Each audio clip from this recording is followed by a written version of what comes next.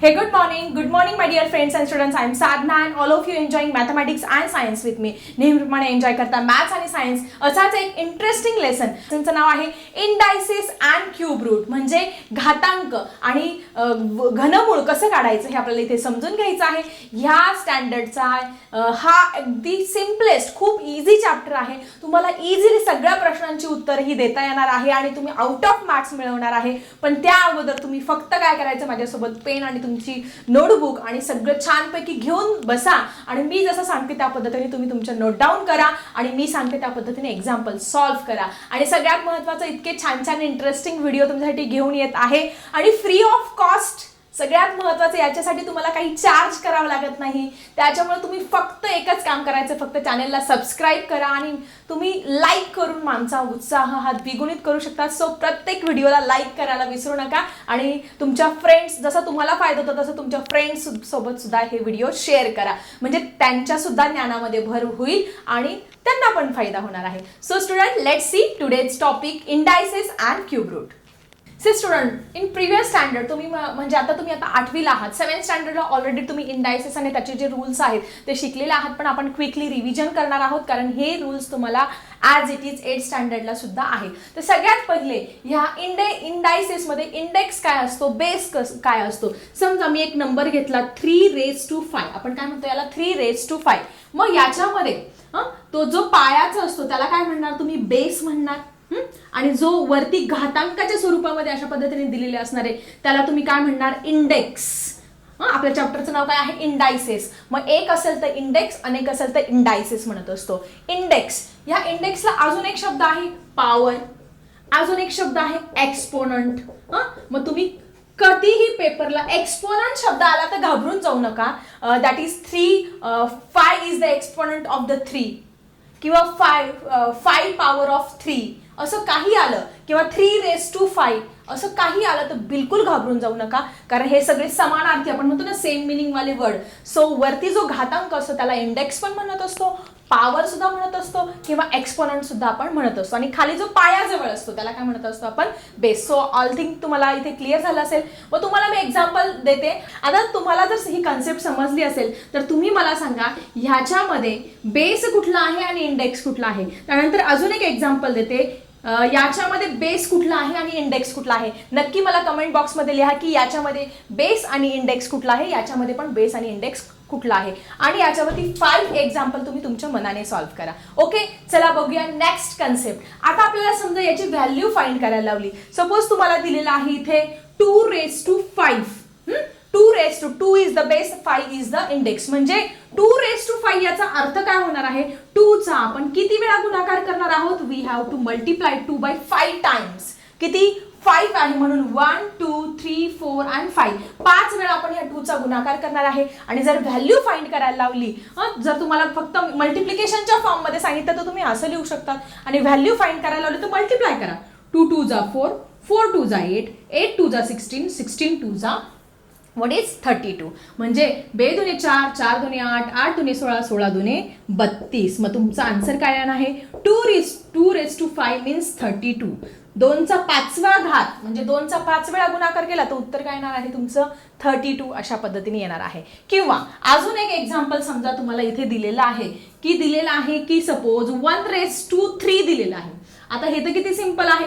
1चा जर आपण 3 times multiplication केलं तरी काय आन्सर काय येणार तुमचं 1च येणार आहे. किंवा इथे अजून एक तुम्हाला एक्झाम्पल दिलेलं आहे, थर्ड एक्झाम्पल 11�3, म्हणजे 11चा 3 वेळा मल्टिप्लाय करायचं. मग 11 × 11 × 11 म्हणजे इथे 3 आहे ना इंडेक्स, म्हणून त्याचा 3 वेळा गुणाकार करणार आहे. आणि तुम्हाला सगळ्यांना माहिती आहे 11चा स्क्वेअर आहे 121. परत त्याला जर आपण 11नी स्क्वेअर मल्टिप्लाय केलं तर काय येणार आहे 1331. आपल्याला सगळ्यांना माहिती आहे 11चा क्यूब काय आहे 1331. सो अशा पद्धतीने तुम्हाला जर व्हॅल्यू फाइंड करायला लावली तर तुम्ही इथे ह्या पद्धतीने फाइंड करू शकता. आय थिंक हा टॉपिक इथे क्लिअर झाला असेल. बेस कुठला, इंडेक्स कुठला, त्यानंतर त्याची व्हॅल्यू कशी फाइंड करायची, हे आय थिंक तुम्हाला इथे क्लिअर झालं असेल. सो स्टुडंट, आता आपण बघणार आहोत 1 by 1 लॉस. पण त्याच्या अगोदर तुम्हाला मी 3 एक्झाम्पल्स होते, त्याच्यामध्ये तुम्ही मला सांगायचं आहे याची व्हॅल्यू फाइंड करून. 9 जर 5 केलं तर याची व्हॅल्यू किती येणार आहे, देन 12 केल्यानंतर याची व्हॅल्यू किती येणार आहे, आणि 10 केल्यानंतर याची व्हॅल्यू काय येणार आहे. याचं आन्सर तुम्ही मला लिहायचं आहे कमेंट बॉक्समध्ये. आणि मगाशी सांगितल्याप्रमाणे एक पाहिजे तर मी तुम्हाला अजून एकदा सॉल्व्ह करून दाखवते. सपोज तुम्हाला दिलेलं आहे 5 दिलेला आहे, किंवा 5 आपण 3 बघितलं, 5 घेऊया. मग 5 म्हणजे आपण 5चा किती टाइम्स, 5चा 4 टाइम्स इथे मल्टिप्लिकेशन करणार आहोत. सो आपण 5 किती आलं तुमचं 25, या 5चं मल्टिप्लाय केलं 5 किती आलं 25, किंवा 5 25 125 आणि 125 625, किंवा 25 × 25 किती येईल तुमचं 625. सो अशा पद्धतीने हे आन्सर्स तुम्ही काढायचे आहे. याचा आन्सर्स लिहा, याचा व्हॅल्यू काय येणार आहे, याची व्हॅल्यू आणि याची व्हॅल्यू नक्की मला कमेंट बॉक्समध्ये लिहा, म्हणजे तुम्हाला हा टॉपिक क्लिअर झालाय की नाही माझ्या लक्षात येणार आहे. So student, now we have to see the laws of indices. Laws of जे इंडायसेस आहे ते 1 बाय 1 आपण छानपैकी समजून घेऊया. लाईफ टाईम तुम्हाला हे लॉज उपयोगी पडणार आहे, त्याच्यामुळे हे जे लॉज आहे ते नक्की लक्षात ठेवायचं आहे. समजा m आणि n आपण कुठलाही इंटिजर म्हणजे परिमेय संख्या घेतली. So what is our first law, a⁻m × a⁻n is equal to, समजा हे दोन्ही बेस सेम आहे आणि या दोघांमध्ये मल्टिप्लिकेशन आहे, याचा इंडेक्स वेगळा आहे आणि याचा इंडेक्स पण काय आहे, वेगळा आहे. मग अशा वेळेस काय करणार, so what is that law, a⁻m + n. मग याचं काय करणार आहोत, दोन्ही इंडेक्सचे आपण ह्या केसमध्ये ॲडिशन करणार आहोत. फॉर एक्झाम्पल आपण एक्झाम्पलद्वारे समजून घेऊया. समजा आपण घेतलं 15⁻³ × 15⁻4. अशा पद्धतीने तुम्ही काय करायचं, बघायचं की दोघांचा पाया सारखा आहे. मग पाया जर सारखा असेल तर काय करणार, अंशांची तुम्ही तुमचे जे इंडेक्स आहे घातांकांची काय करणार, बेरीज करणार. मग 3 + 4 किती झाले 15⁻7. So what is your answer 15⁻7. Very simple. प्रत्येकाला ह्या प्रश्नाचं उत्तर देता येणार आहे. समजा याच्याऐवजी तुम्हाला एखादा अल्फाबेट दिला m⁻17 × m⁻3 अशा पद्धतीने दिलंय, तर मग काय घाबरून जायचं नाही, बेस सेम आहे ना. मग बेस पहिले लिहून घ्यायचा आणि याची याची काय करायची, जस्ट ॲडिशन. सो 17 + 3 केलं तर काही m⁻20.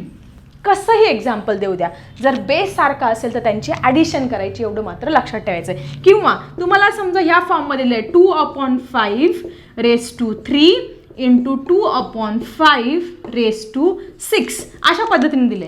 इथे पण काय दिसतंय तुम्हाला, इथे हा बेस सारखा आहे, हा बेस सारखा आहे, घाबरायचं नाही, हा बेस सारखा आहे तो अशा पद्धतीने लिहून घ्यायचा. आणि तुमचे जे इंडेक्स आहेत त्याचे जे घातांक आहे त्या घातांकांची काय करणार तुम्ही, जस्ट ॲडिशन करणार आहोत.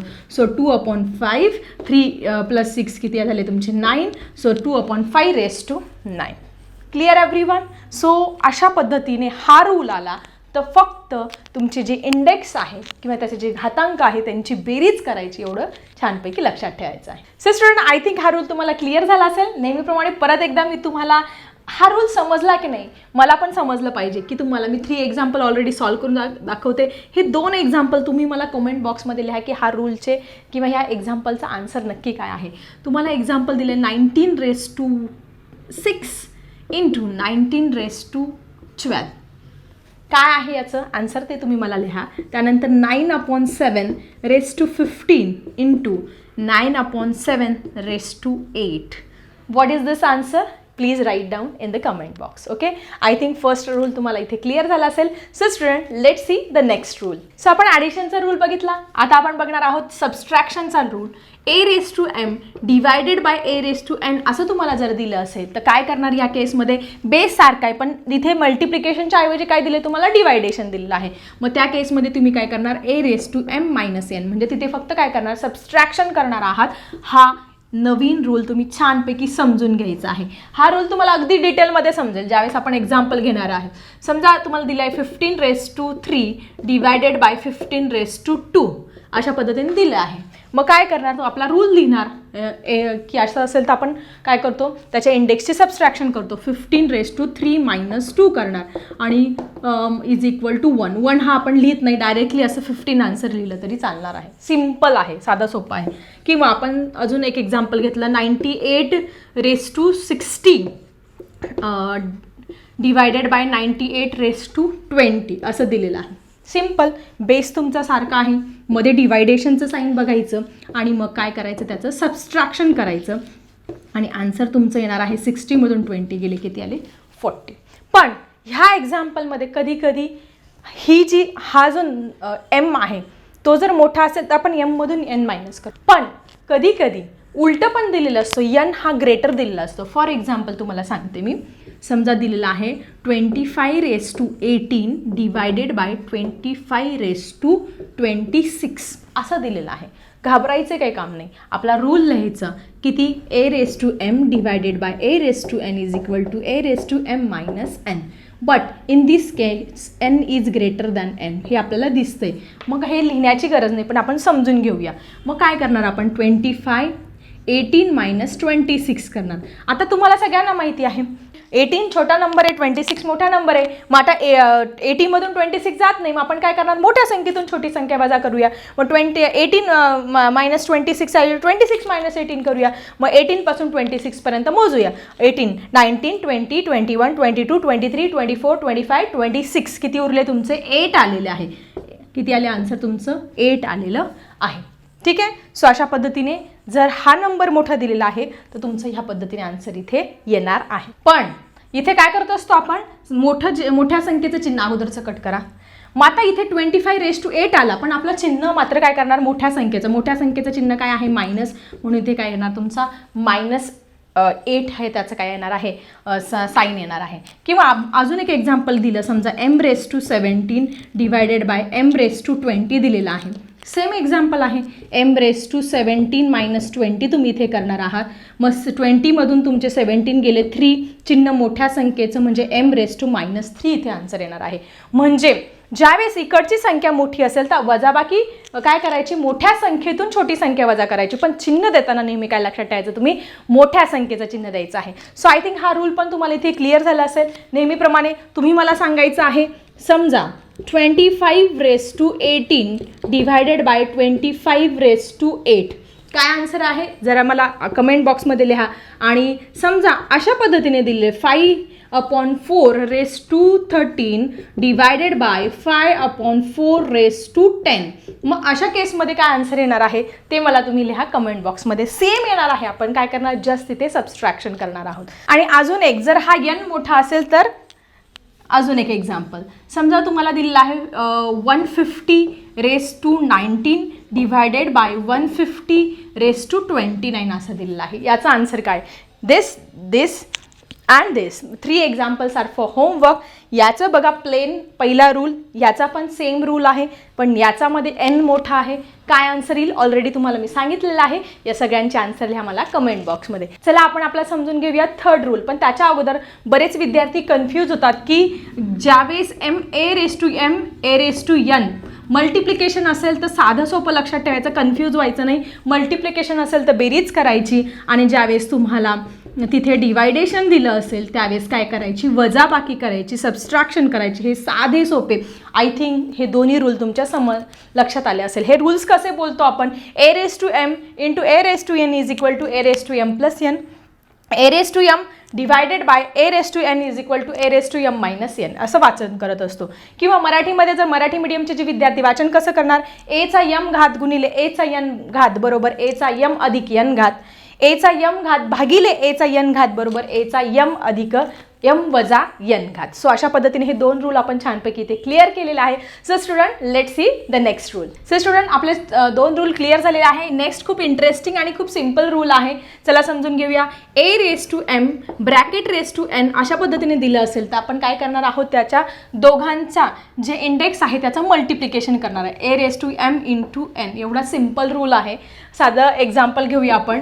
समजा 9⁸ ब्रॅकेट 6 दिलेला आहे, तर मग काय करणार तुम्ही, 9 ह्या दोघांचं गुणाकार करणार, 8 इंटू 6. सो 8 6 48, 9⁻48 हे तुमचा आन्सर इथे येणार आहे. किंवा समजा तुम्हाला दिलेलं आहे m⁻5 ब्रॅकेट 10 अशा पद्धतीने दिलेलं आहे. सिम्पल आहे. मग काय करणार आपण, ह्या दोघांचं multiply 5 into 10. So what is your answer, m⁻10 5 50. Your answer is m⁻50. Very simple. किंवा फ्रॅक्शनच्या फॉर्ममध्ये दिलेलं आहे तुम्हाला, समजा दिलेलं आहे 5/7 ब्रॅकेट रेस टू 9. मग हे पाहून काही विद्यार्थी घाबरून जातात. काही घाबरायचं नाही, बेस काय दिलेला आहे आणि ह्या दोघांचं आपल्याला काय करायचं, जस्ट हा म्हणजे तुमचा बेस आहे आणि ह्या दोघां इंडेक्सचा आपल्याला मल्टिप्लाय करायचं आहे. So what is your answer, 5/7 × 8 × 9. So 8 9 what is 72. So what is your answer, that is 5/7 5/7 72 हे आपला आन्सर इथे येणार आहे. एवढा साधा आणि सोपा रूल आहे. ठीक आहे, आय थिंक हा रूल तुम्हाला इथे क्लिअर झाला असेल. नेहमीप्रमाणे चला सांगा बरं कमेंटमध्ये याचं आन्सर काय असणार आहे. Okay, and one more example for you, that is 9/8 bracket raise to 6 bracket raise to 13. So what is the answer of this question? Please write me in the comment box. Comment बॉक्समध्ये नक्की लिहा आणि तुम्हाला हा rule समजला की नाही तुम्हाला समजेल त्याच्यावरून. जे विद्यार्थी व्हिडिओ बघतायत त्यांना हा रूल क्लिअर झाला की नाही हे मला इथे समजणार आहे. आणि व्हिडिओ आवडत असेल तर नक्की लाईक करा, उत्साह वाढवा, कारण फ्री ऑफ कॉस्ट आहे हे कंटेंट तुमच्यासाठी. ठीक आहे, आय थिंक हा थर्ड रूल पण तुमचा क्लिअर झाला असेल. चला भेटूया अशाच इंटरेस्टिंग टॉपिकसह इंटरेस्टिंग व्हिडिओमध्ये. तो आता मी थांबते. Bye everyone.